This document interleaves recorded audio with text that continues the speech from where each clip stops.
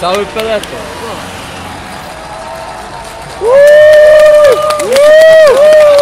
Dawaj!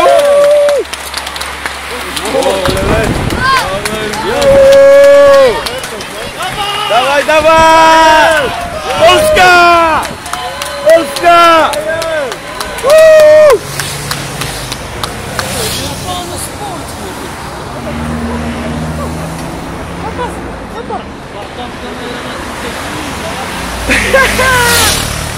A ściary przechodzą. Nie? No, ale...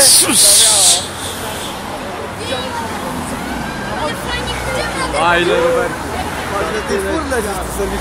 Ba, jaka BMA.